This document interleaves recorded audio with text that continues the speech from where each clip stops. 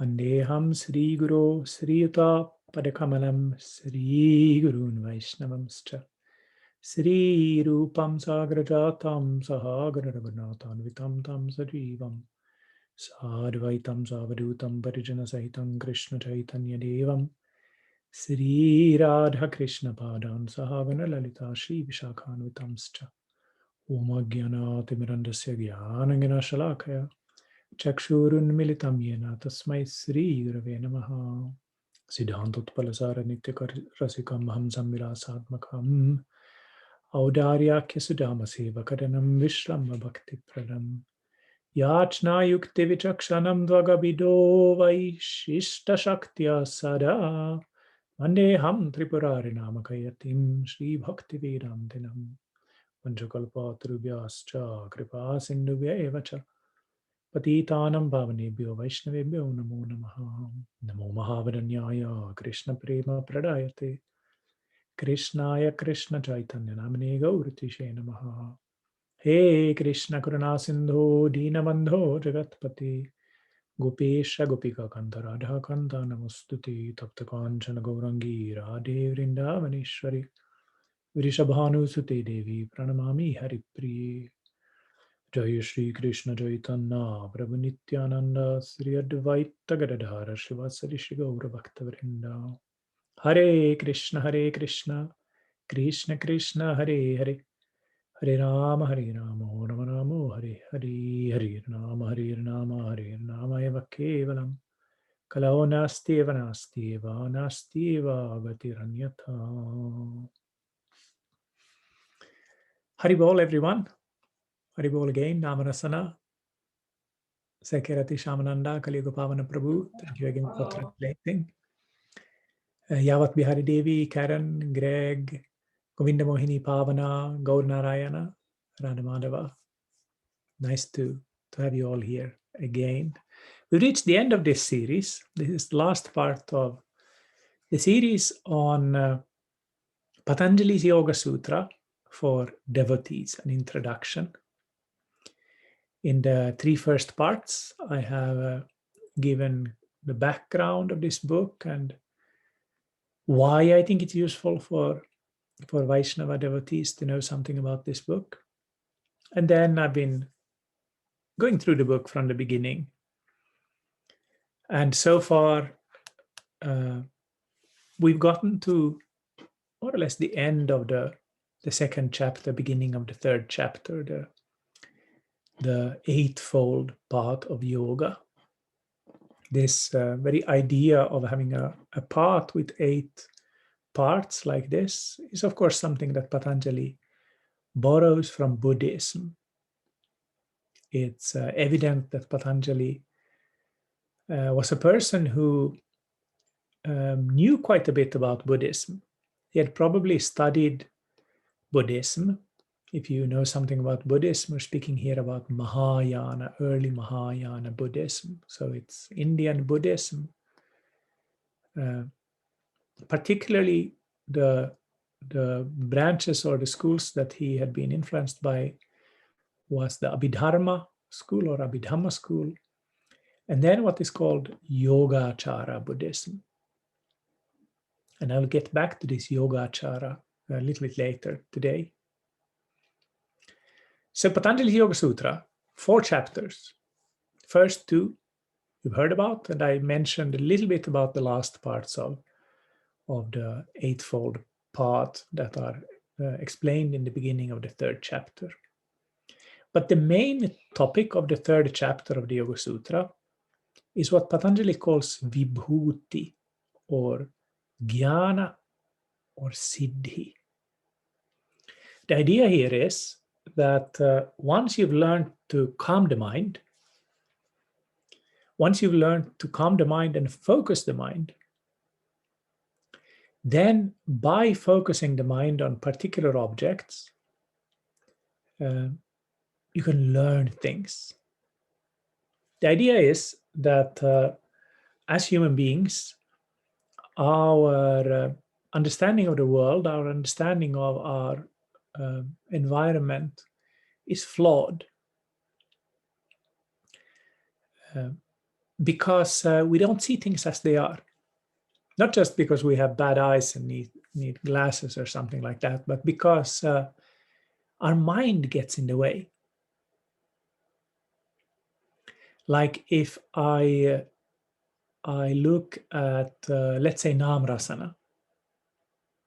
She is my god sister from Poland. And we've met her many times in the Polish retreats. And she's a really nice devotee. Like every devotee is nice, but just because I know Namrasana better than I know, for example, Javat Bihari, when I see Namrasana, immediately I feel happy. Oh, Namrasana. I wonder what she's doing. So I don't see Namrasana and Yavat Bihari in the same way. Because about Yavat Bihari, I don't know almost anything. About Namrasana, I know something. So I'm seeing Rasana through the filter of my mind. I'm seeing everything through the filter of my mind. So I don't see whatever I'm seeing clearly. Let's say I'm looking at a bowl of fried eggplant. I would see it as yummy. Wow, that's the best thing. Deep fried eggplant. If you show the same bowl to our Padmanabh Maharaj, he would think, yuck. He doesn't like that. So none of us actually sees the eggplant. One person sees, ooh, I'm going to enjoy that. That's for my enjoyment. The other person sees, oh, that's disgusting. Eggplant isn't yucky. Eggplant isn't yummy. Eggplant is eggplant. But our interpretation gets in the way of seeing what it actually is.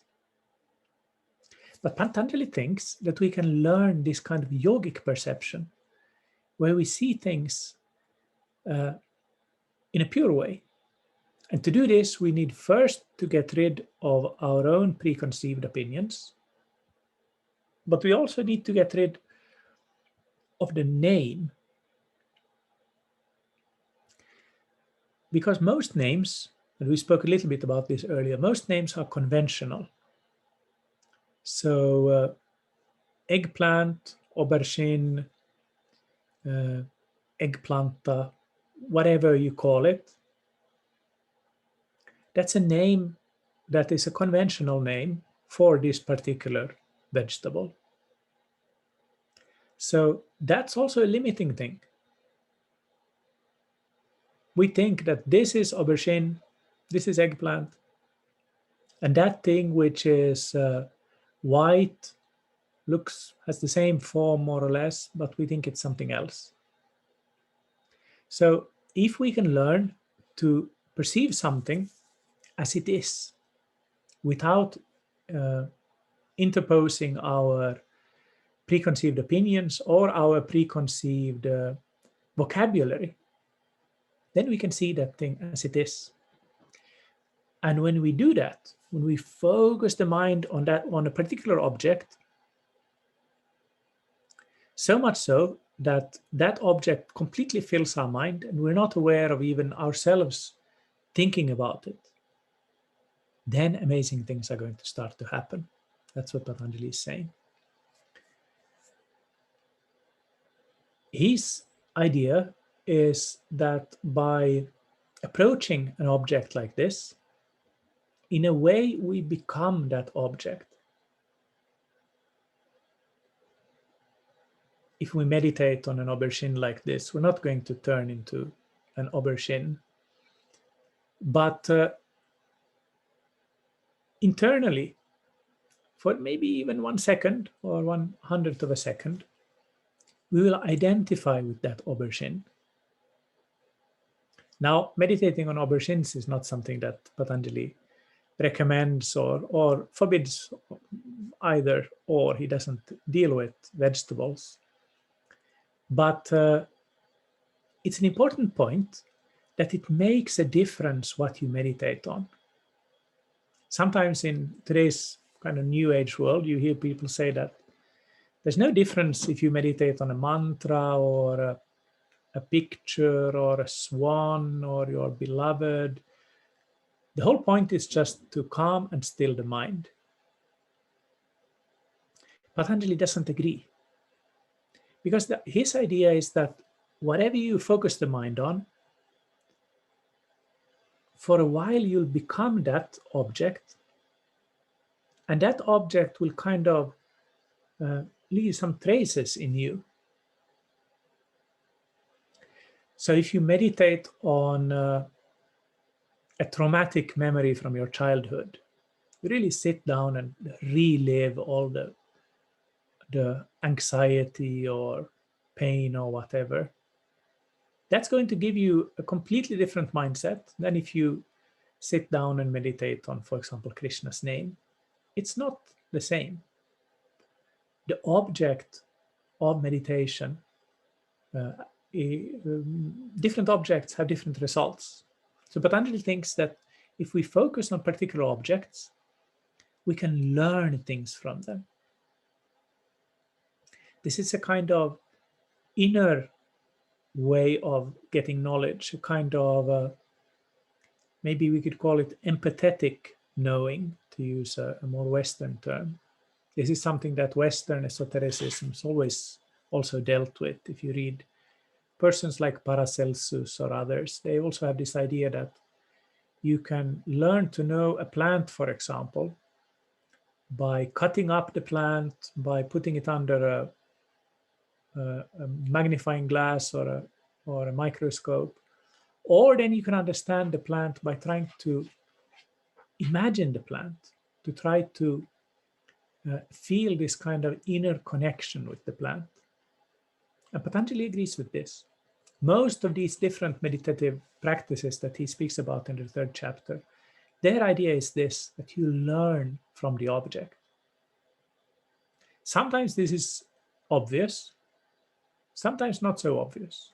For example, Patanjali says that if you meditate in this way, this very focused, concentrated way, on the sun, you'll get knowledge of the layout of the universe. How does this happen? How do you learn what the universe looks like by meditating on the sun? Doesn't seem to make any sense, but it does make sense if we think about this from Patanjali's perspective and from his idea of identification. Because what does the sun do? Well, the sun, in a sense, it sees. It's like the cosmic eye of the Lord, together with the moon. How does the sun see? Through its rays. And where do the sun rays go? Well, they go obviously all around the universe. So just like the sun sees the whole universe, if you, through meditation, identify yourself with the sun, you will also see the universe in the same way.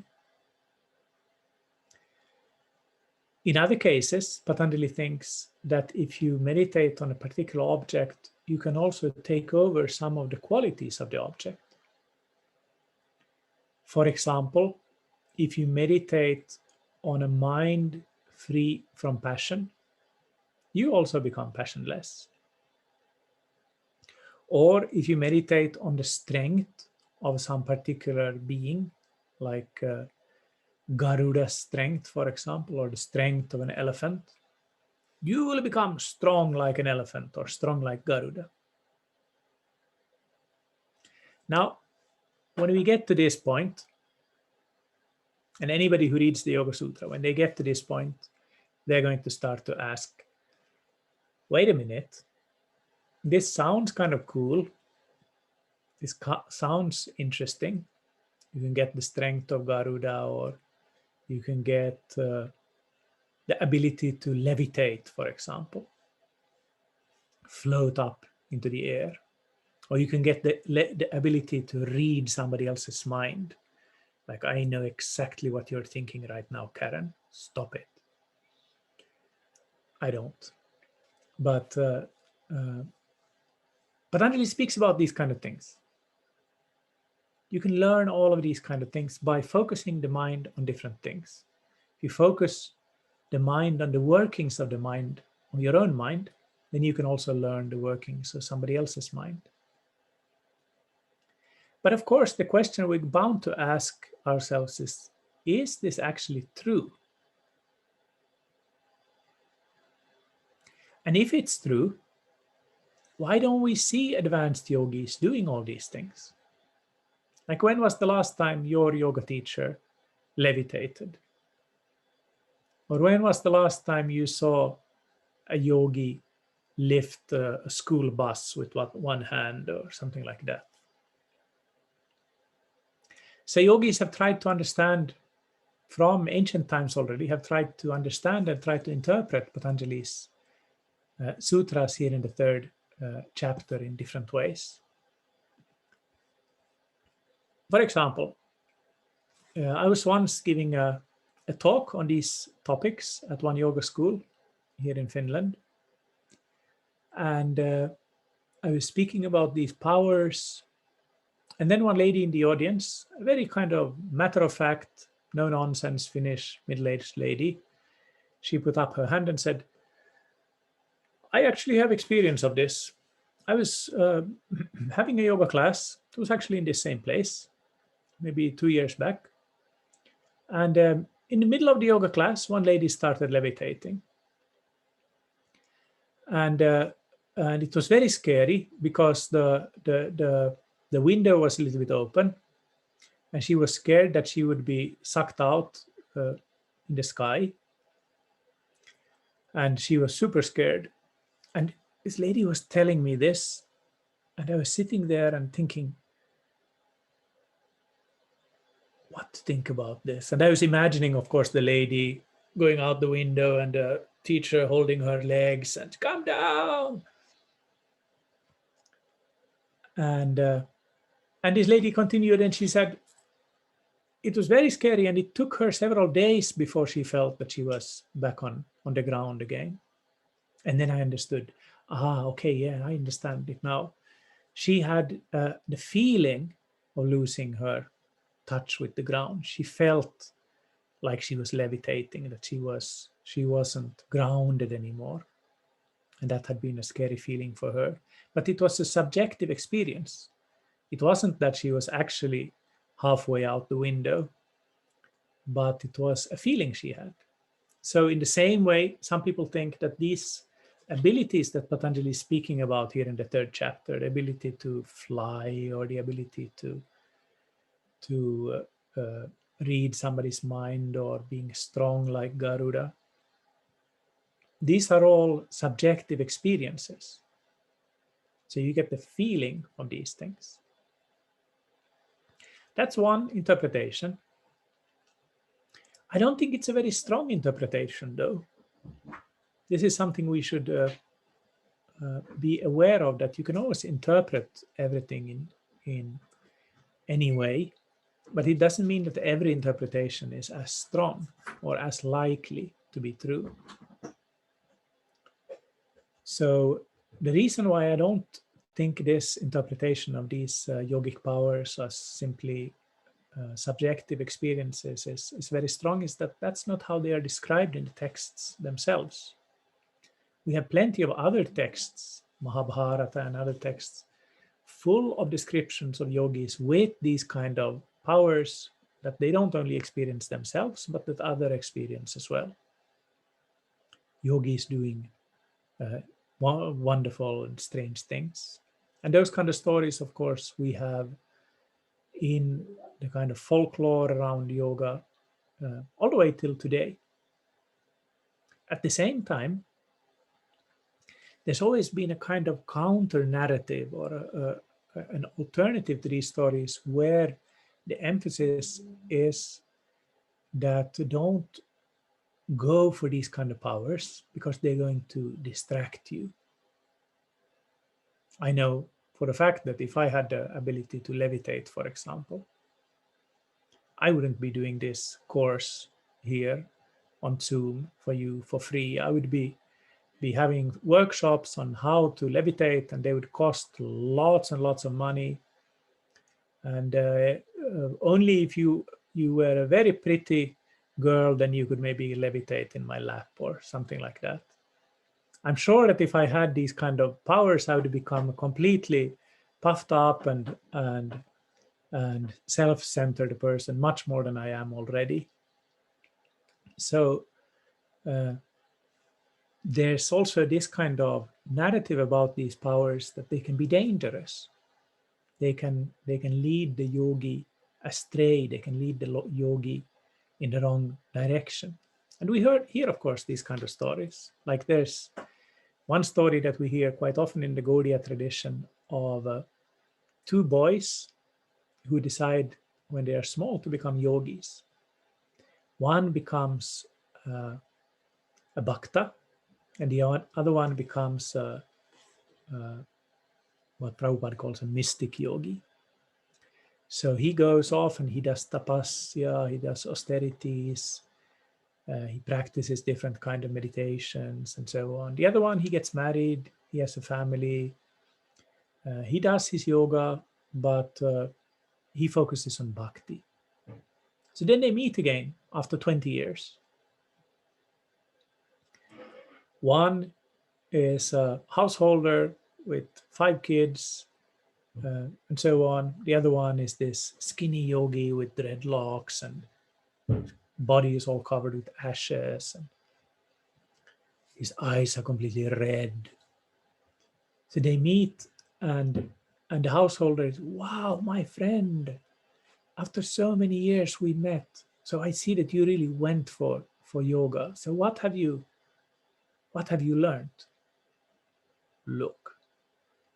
They go down to the river and the mystic yogi, he walks on the water to the other side. And then when he's on the other side, he's standing there like waiting for the other one to become really enthusiastic and start bowing down to him. And the householder, he gives the boatman 1 rupee and he goes over to the other side and he says, you just spent 20 years of your life to learn that. I paid 1 rupee to go over with the boat. So this kind of narrative is also there about the powers. Not only can they be dangerous, they're also ultimately not so important for the spiritual path. Nevertheless, Patanjali spends almost a whole chapter describing these powers. So I don't think that for him, the powers are something unnecessary or something dangerous. Rather, for him, for Patanjali, attaining these different levels of knowledge, these different powers, these different abilities, they represent progressing on the path of yoga, one step to another. And these steps do not deal only with the human condition of life. Some of these powers are beyond human capabilities. Patanjali lives in the same kind of universe, of course, as all the pre-modern Indian authors, a universe where humanity is somewhere around the middle, but definitely is not the crown of creation. There are lots of different beings in this world, some of which we have experience of as humans, some which are above our understanding and our experience. Devatas, Kinnaras, Kimpurushas, Yakshas, Gandharvas, Apsaras, and so on. All of these beings that we read about in the books, but that we don't really know very much about.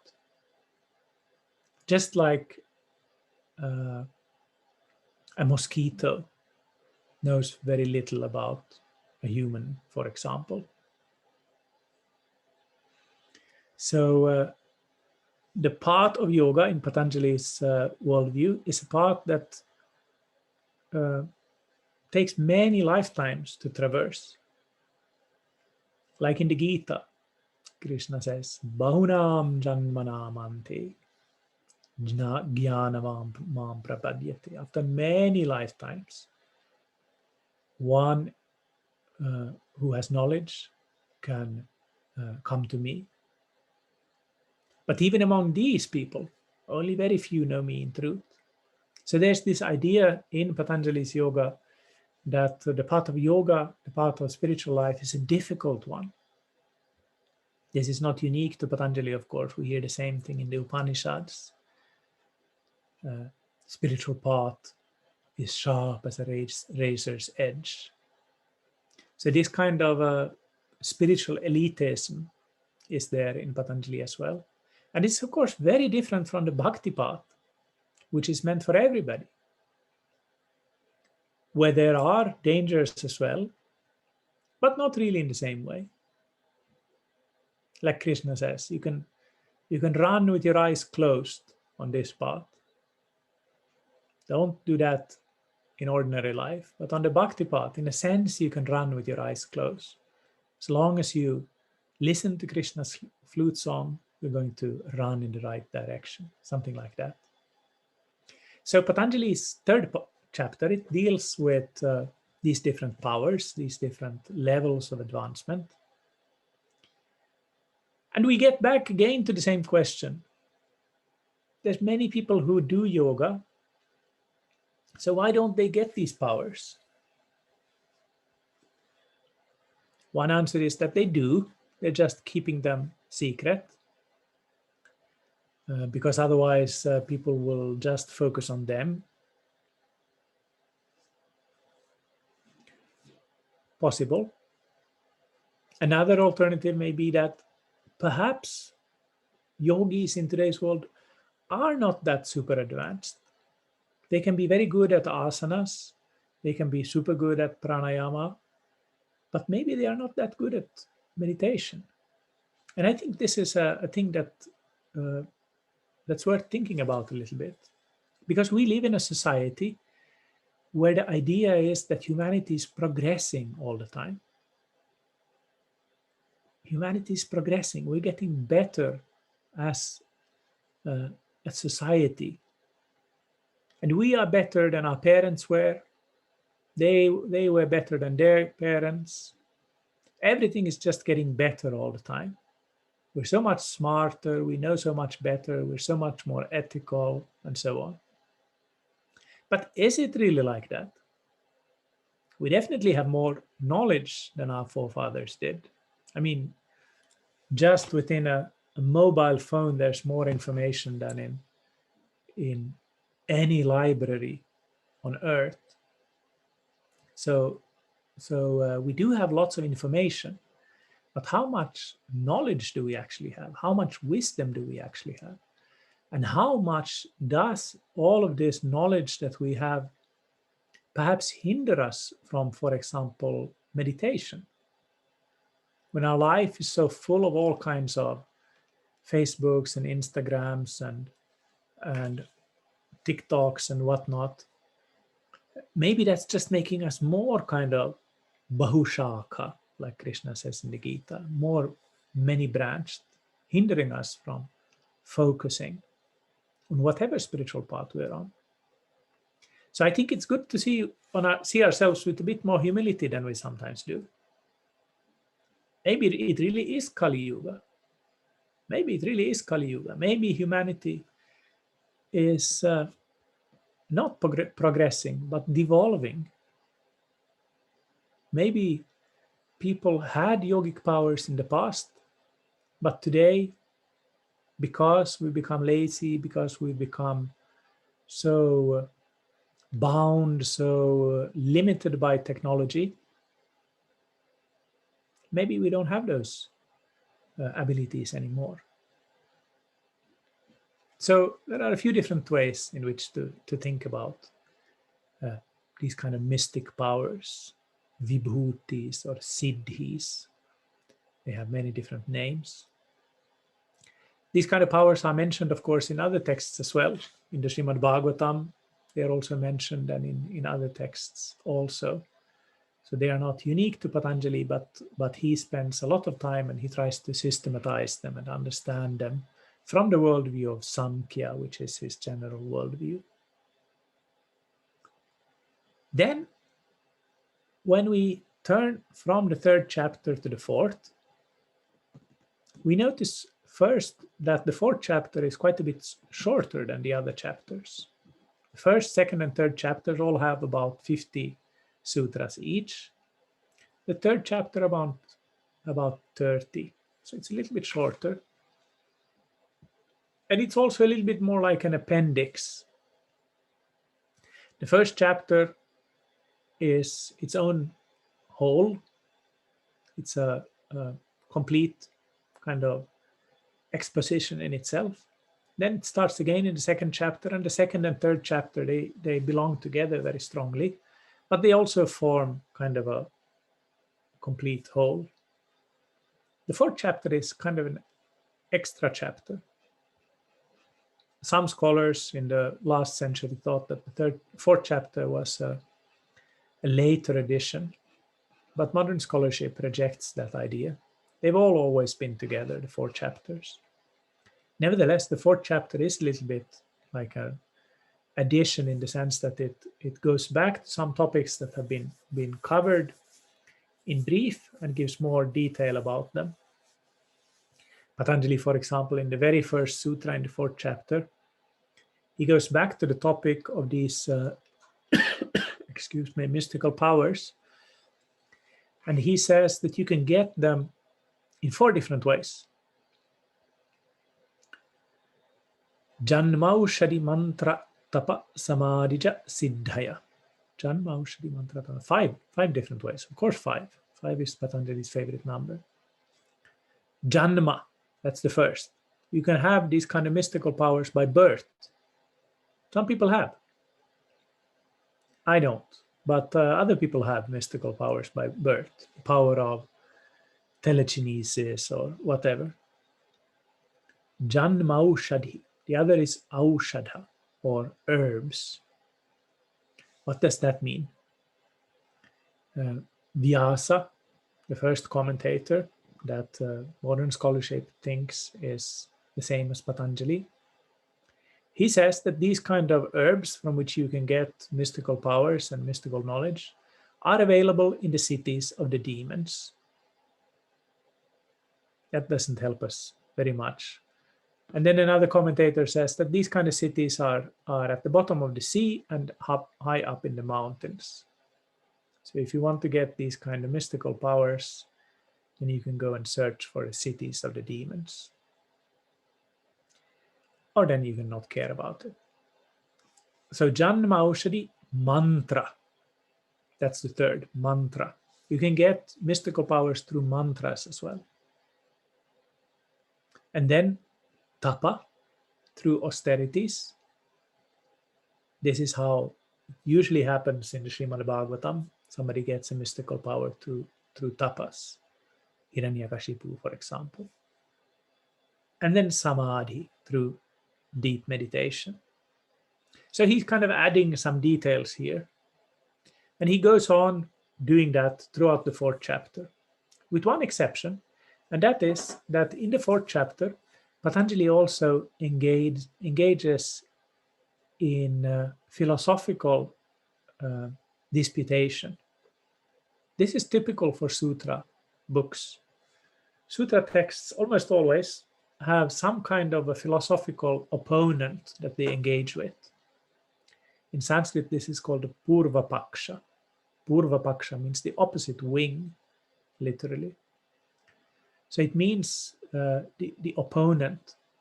So sutra texts, they usually engage with some philosophical opponent through this philosophical discussion, show that their own philosophy is the best, but also to sharpen their own arguments by making them come in contact with others.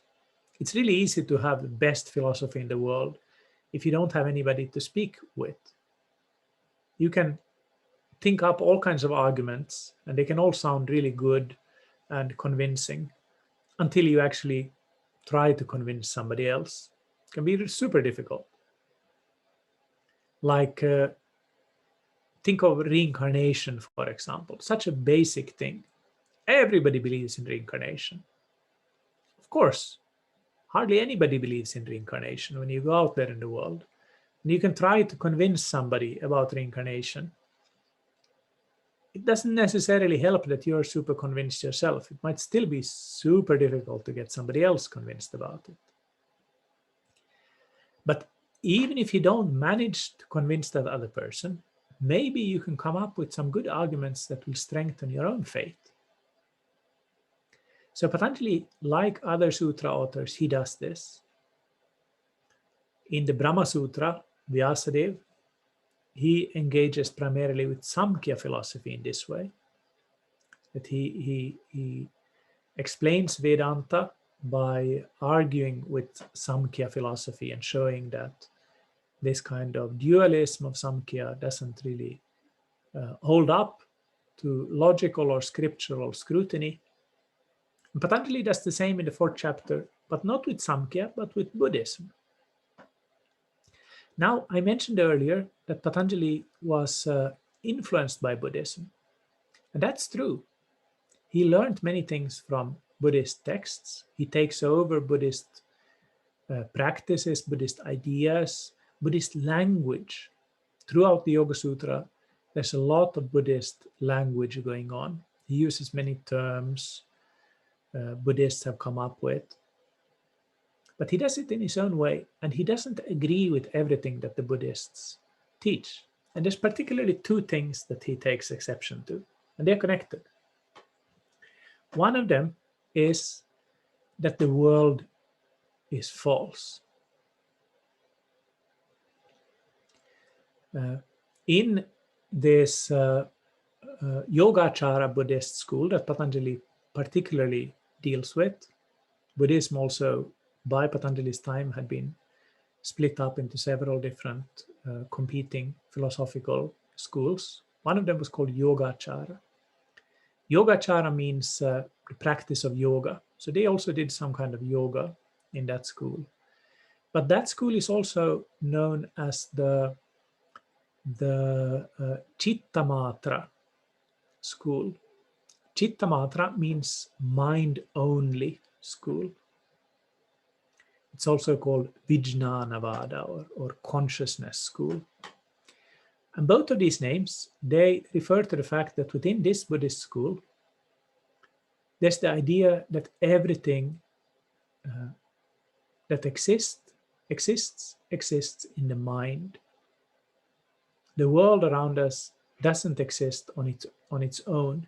It exists only through our minds.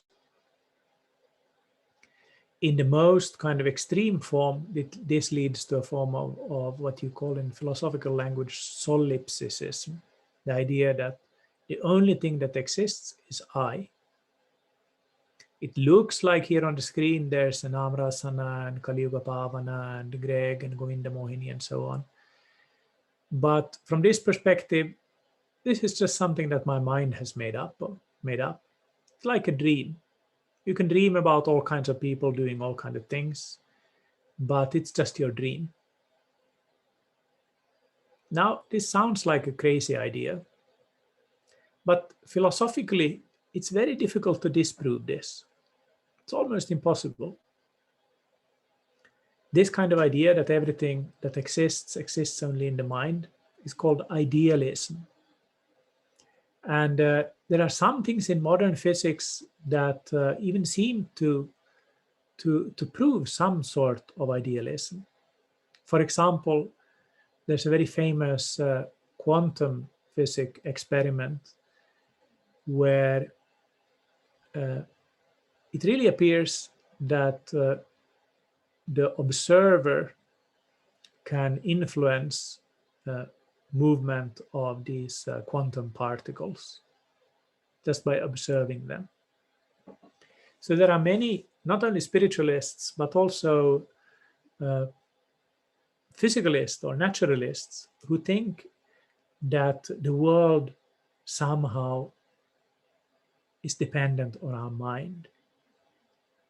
Patanjali doesn't completely disagree. Like I said before, he thinks that we impose our mind on the world.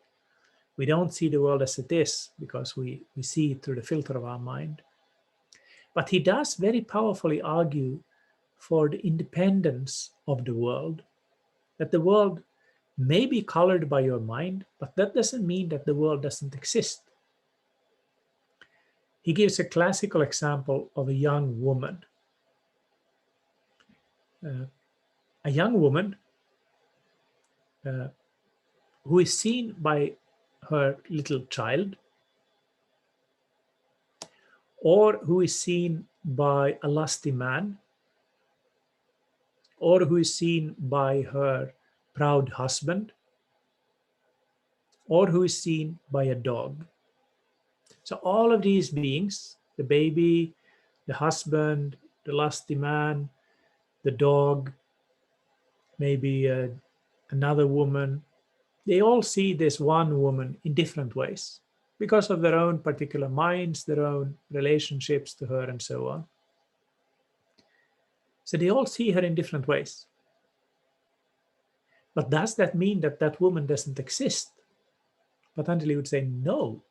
It just means that their conception of her is limited and distorted. Or another example he gives is right now, when I'm sitting in this room here, I can just see this inside of the wall here. But does that mean that there's no outside wall? How can you have inside without outside? Just because I'm not aware of the outside wall, does it mean that it doesn't exist? Or another classical example that you hear in kind of basic philosophy class in the West as well. If a tree falls in the forest,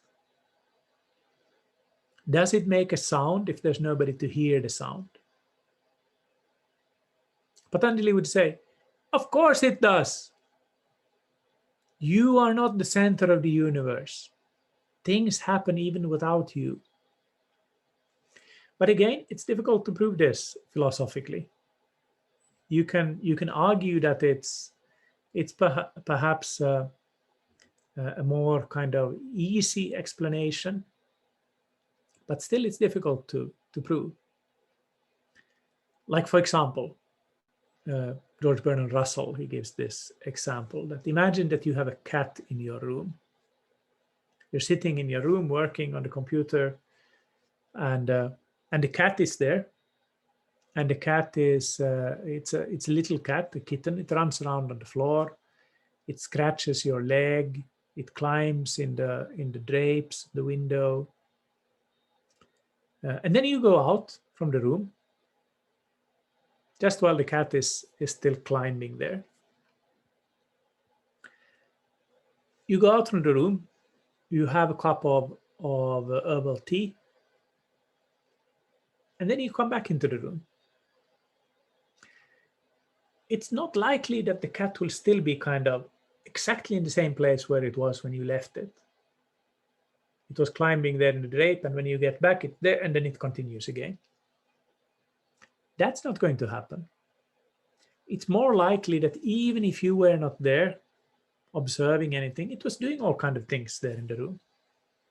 Maybe it slept for a little while, it peed on the floor, it destroyed a shoe of yours or whatever. And of course, you could argue that, yeah, but that's also something you made up in your dream. Nevertheless, it's a more kind of easy explanation to think that the cat actually does exist, even outside of your mind, outside of when you are conscious of the cat. So this is one issue that Patanjali deals with. Does the world exist? And it's an important point for Patanjali. It's not just because he wants to be a philosopher and think about philosophical questions. It's an important point because it connects with the other question that he's dealing with in this dialogue with the Buddhists. And that is whether I actually exist and you. Whether there is some kind of eternal being that exists. Again, Buddhists and Patanjali agree that the world is temporary. We would also agree, as Vedantists, Gaudiya Vedantists. The world is temporary, and it's made up. It looks like things in this world are eternal, but that's just because of our limited experience. Everything is made up of moments like this. Like I'm sitting here giving this lecture. You'll see me again next time I give a lecture, but it will not be the same Bhrigupada as today. Might look the same, but the Bhrigupada of today is different from the Bhrigu of yesterday. The Bhrigu of right now is different from the Bhrigu of 5 minutes ago. So many things have happened.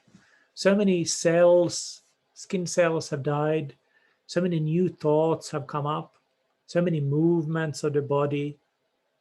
Looks like the same guy, but actually lots of things have changed. Vedantists, Buddhists, Patanjali would all agree on this. Everything goes through these changes, rapid changes. They're just so rapid so we don't notice them.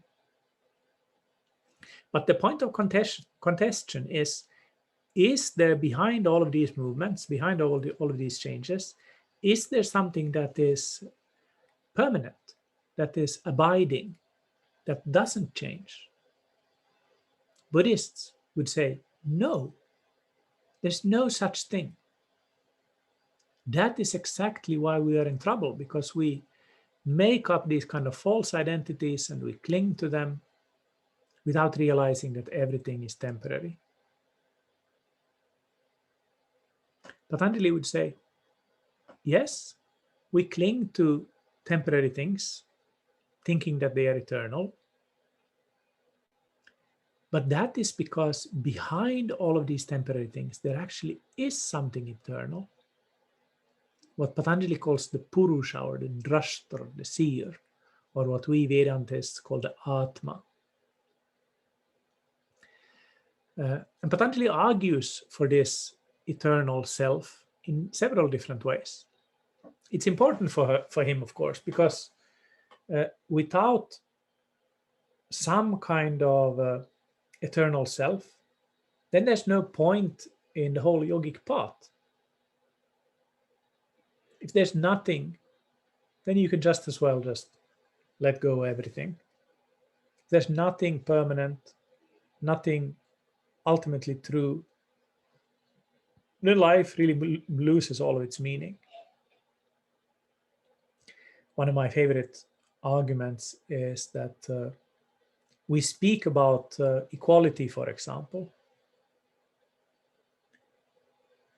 but unless we accept that there is some kind of eternal self, whether we want to call it Atma or Purusha or whatever, all of this talk of equality is just talk.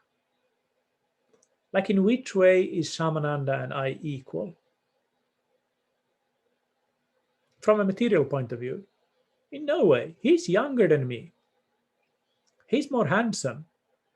He is different from me in so many different ways.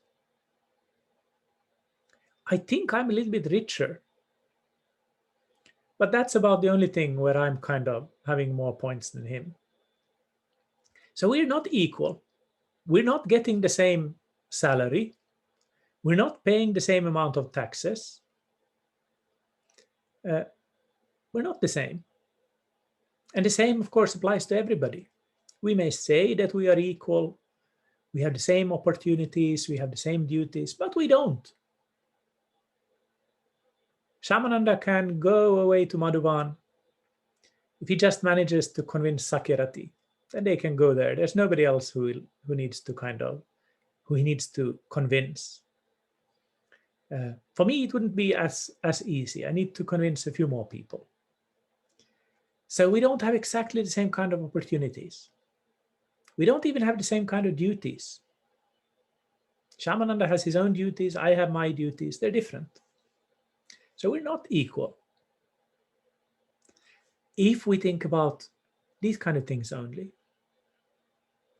For example, if let's imagine that we're all here in the same room, and then a slaver, a person who sells and buys slaves, comes in with a machine gun and says, "I'm taking you all now as slaves, and I'm going to sell you." And then he takes us all to a slave market in Mauritania or wherever they have slaves. The sad fact is that they would pay differently for us. Some people would get a bigger price and some would get a lower price. They would look at me and say, "Oh, that guy is all completely white hair and glasses and he looks really weak. We won't be able to have any much use of him." But Kali Yuga Pavana Prabhu, there you have somebody who could do good work. So we'll pay nicely for him. And it's sad for those of us who will be at the bottom of the pile, but it's a reality. We're not equal. Our bodies are not equal. Our minds are not equal. But if we believe that there is something more to us than those things, then we can actually speak about equality. On the platform of the self, the true self, there is equality, real equality, not just kind of words. So for Patanjali, it's an important point that there is something more to this world than just changes and moments, that there's something that is abiding. One example, one argument that he gives is memories. If you think that there's no connection between Bhrigu now and Bhrigu 5 minutes ago, how come you two share the same minutes? How come you two share the same memories? That's one argument that he gives. Another argument has to do with karma. If you think that Bhrigu of today is completely different than Bhrigu of yesterday, how come both of you have bad eyes? Or how come if Bhrigu of today kills a guy and goes to prison, how come Bhrigu of tomorrow can't say that, well, that wasn't me, that was Bhrigu of yesterday who did it? So karma and memory, they seem to speak against this idea of life being completely just momentary and made up of these momentary kind of flashes. So he argues in these ways with Buddhist philosophers. And this is typical for sutra texts. As I said, it happens also in the Brahma Sutra and other sutras. And then at the end, after having engaged in this kind of polemics, he goes back to the yoga path. He describes a little bit more about the last stages of it. And then he defines the ultimate goal for him, which is kaivalya or liberation, where prakriti and purusha, consciousness and matter, separate. From the point of view of prakriti, that's an amazing thing, the culmination of lifetimes of practice. But from the point of view of purusha, actually nothing has happened. Purusha has always been free, always been full of knowledge, full of understanding, but this has just been covered over. So you see that this idea of everything being within, that, for example, is a topic of discussion now in Gaudiya Vaishnavism. This is something that you can find in some other philosophical schools. So in this way, I've tried to give kind of an overview of the Yoga Sutra, focusing on things that I personally find interesting because I'm a self-centered guy, but also on things that I think can offer bridges of understanding for people speaking with persons who have an interest in yoga philosophy and wanting to introduce Krishna consciousness to them. I've also focused on things that I thought are interesting to contrast our Gaudiya Vaishnava Vedanta philosophy with. And finally, I've also focused on some parts that I think are useful for our own practice. Not so much the last thing, this last lecture, but in the other lectures, I've spoken a little bit more about those things. Again, I want to thank the organizers, Maharaj, and very much I want to thank Kali Yuga Pavana Prabhu for translating. And of course, all of you for attending. This would have been very boring for me if I would have been alone here. So I'm very thankful to you that you all turned up for these lectures. Are there any questions before we end?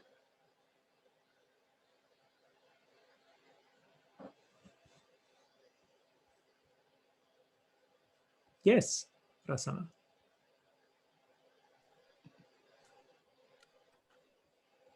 Yes.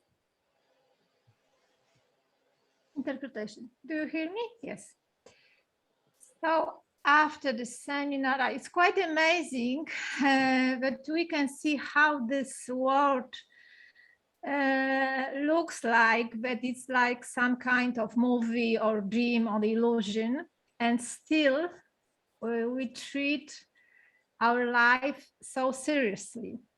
So Bhrigupada tell us when this time will come when in our minds click something, then we change our attitude, that we can see some bad things from a distance and not treat them so seriously. Yeah, that's a very good question. Yeah. I don't know. I'm not there myself. So I don't know. I also just today I was so mental about something, just thinking about it again and again and again. Then at some point I was able to kind of let it go, a little bit at least. But I'm definitely not free from these things myself, so I can't say when it will happen. I'm hoping it will happen to me maybe in within the next 8 or 10 lifetimes or something like that.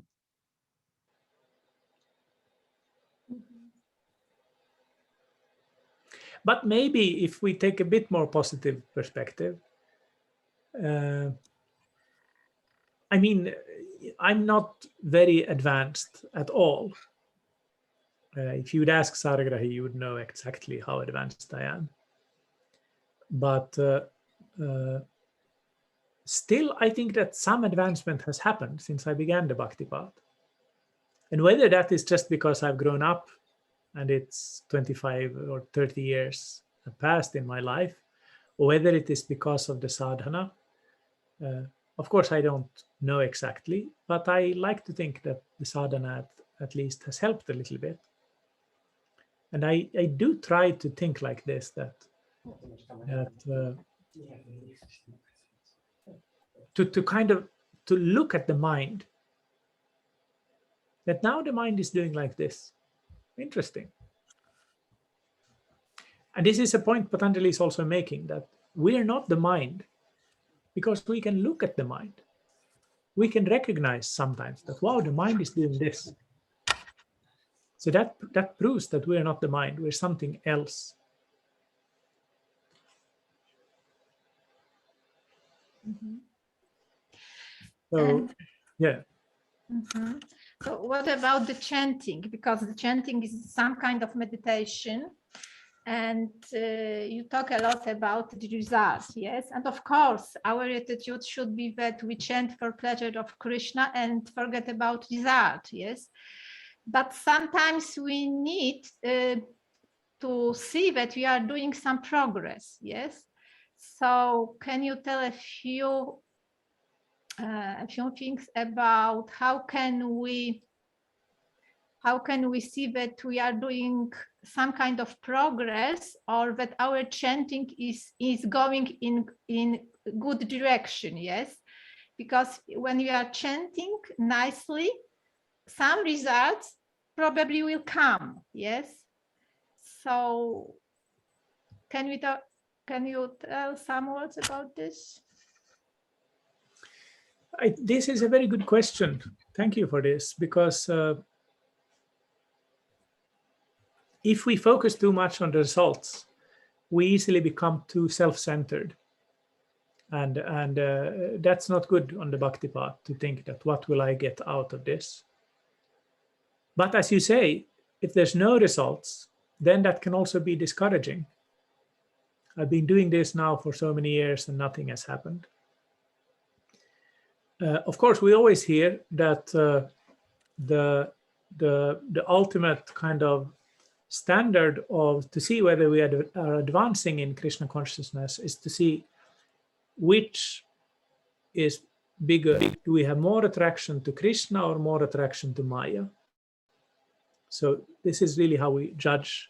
Am I becoming more interested in Krishna consciousness? Am I becoming more interested in hearing and chanting? Or am I becoming more interested in my own career or my own ego or in sex or whatever thing it is that is important for us? So this really is the kind of most important way to judge our advancement. But it's difficult many times to see this clearly ourselves. Like I know many devotees who, to me, are super advanced. Like they look forward to a whole day of cooking for Krishna. I just spoke with one devotee in Poland who told me that she's looking forward to, on Monday, she will cook Janmashtami feast. And I thought, wow, that's really a devotee. A non-devotee will think, oh no, on Monday I have to work all day and I will not even be able to eat it. But the devotee is thinking, wow, I will get the chance to serve Krishna and the devotees. But devotees don't always notice that themselves, because they can be very critical about themselves. So that's why it's good that we have a Sangha. We have people around us who can say that Bhrigu, don't be so lazy, do something. Or Sakyarati, you should understand how advanced you are. So that we have people who can we can mirror ourselves against. So it's, I mean, I'm not saying anything new. You've heard these things 100,000 times, but I'm hoping maybe it will still. What about peaceful mind? Because I have seen many very sincere devotees and they struggle a lot with some kind of trauma and depression. And then we can consider, oh, maybe he's not so advanced. And if he all the times has such a problem like not having a peaceful mind. So what do you think about this? I don't think that's a very good sign of advancement, peaceful mind. We see that there are devotees whose minds can be very unsteady, very advanced devotees, who can be all the time worried about, does Krishna love me? There's one devotee called Radharani, the topmost devotee, and her mind is not peaceful at all. Not at all peaceful. She's completely mental about whether Krishna loves her or not. And nobody can be more advanced than her. So I mean, having a calm mind can also be just part of the body. Like I'm a Finnish person, so my DNA, my background is being a very kind of person. It's nothing to do with me being advanced or anything. It's just I'm boring. So I look like I'm very peaceful and calm, but it's just my body and my mind. It's nothing to do with being advanced. Everybody is like that in this country. So we shouldn't take these kind of things too seriously. I saw there are some questions in the chat as well. Is there a Vedic version of the Western concept of idealism? Well, in Buddhism, that's this Chittamatra school, but also some Hindu schools are also idealistic, or at least non-realistic. The Advaita or Mayavada school, of course, would be an example of that. But there are also other schools, Shaiva schools, for example. So Yes, there are parallels to Western idealism. Then there's something in Spanish here by Yavat Bihari. Maybe Kali Yuga Pavana, you can translate.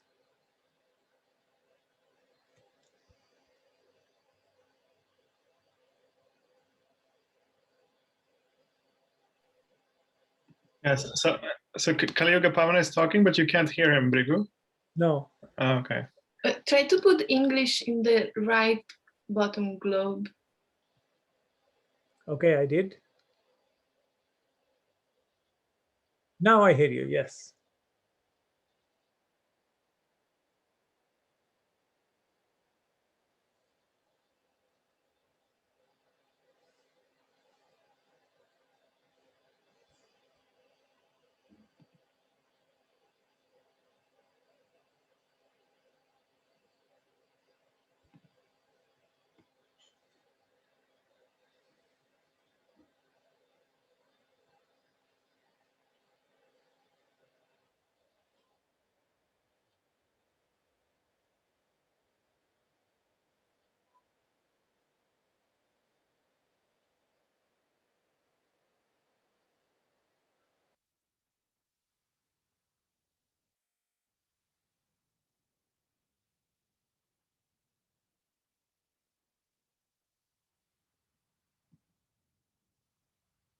Yes, thank you. This is a very good question. I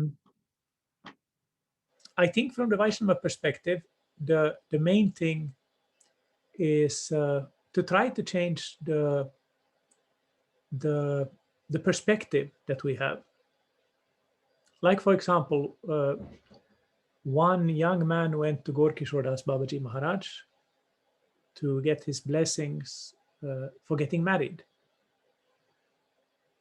This is a typical thing that a religious Hindu person will do. He will ask the blessings of a saint for whatever he's doing, especially something big like getting married. So Gorkishore Das Babaji Maharaj said that, of course, you will have my blessings, but the main thing is you need to understand that you are marrying a goddess. You are marrying a servant of Radharani, and you need to think of yourselves as being her servant.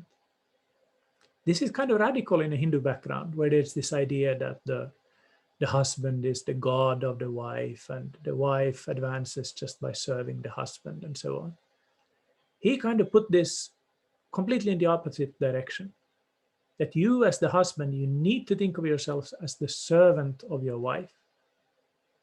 And of course, if he had spoken with the wife, he would have said the same thing to her, that you need to think that you are marrying a god, that you should serve this husband of yours like a god. So as Vaishnavas, of course, this is what we need to learn, to see ourselves as the servant. Jiver Sharup Hoy, Kishnir Nittodash. The Sharup, the nature of the Jeev, is to be Krishna's eternal servant. And this means servant of everybody. Servant of everybody. That's what's so beautiful about the Vaishnava marriage. That by serving your wife, by serving your husband, by serving your children, you're serving a Vaishnava. You're making advancement by serving a Vaishnava. That also means that when you're shouting at your wife, when you are being mean to your husband, you're doing Vaishnava parad. So it has both sides to it. It's very powerful. So the way to kind of see your environment as a Vaishnava is through this, through the attitude of being a servant, seeing everybody around us, everything around us, as opportunities for service. Guru Maharaj likes to speak like this. He quite often says like this, that the Vaishnava should see everything as an opportunity for service. That here is this woman, here is this man. By serving him, by serving her, I can advance spiritually.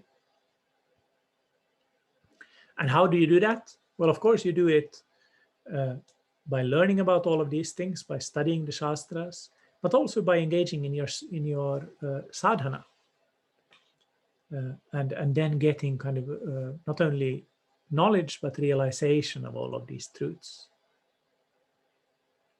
I don't know if that was exactly what Mataji asked about, but I understood it like this. Anything else?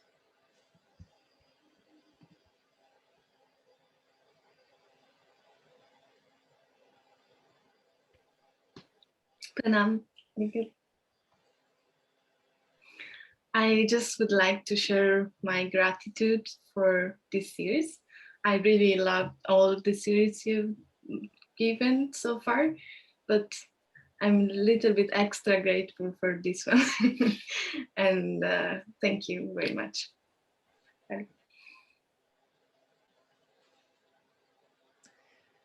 Thank you. And again, thank you, everyone. We're quite a bit over time. Thank you, everybody who joined afterwards. Marangopal, Sharada, Maharaha, Bindumati, Murlidhar. Nice that you all had a chance to join. And there will be more classes. This series ends, but we have so many exciting classes to look forward to in September. So I hope to see all of you on the different classes in the upcoming days. And happy Janmashtami. It's not yet here, but soon. So happy waiting for Janmashtami. Haribo. Jai Vishnupad, Varangsparavrachakacharya Stottara Stashishiman. Bhakti Vedanta Tripurari Devo Swamaraj Gurudev ki Jai. Jai Guru Parampara ki Jai. Jai Panchatatvat Makshi Gaurhari ki Jai. Jai Gaudiya Vaishnaver Dham ki Jai. Jai Narasimhadev Bhagavan ki Jai. Jai Bhakta Paragara Prahlad Maharaj ki Jai. Jai Char Vaishnava Sampradaya ki Jai. Char Vaishnava Acharya ki Jai. Char Dham ki Jai. Char Ved ki Jai. Jai Patanjali Muni ki Jai. Jai Ananta Gud Vaishnava Vrinda ki Jai. Jai Sri Chaitanya Sangha ki Jai. Jai Gaur Premanande Hari Hari Bo. Hari Bol. Srimad Bhrigupada Prabhu ki jai. Jai. Hari Bo. Hari Bo. Hari Bo. Hare Krishna.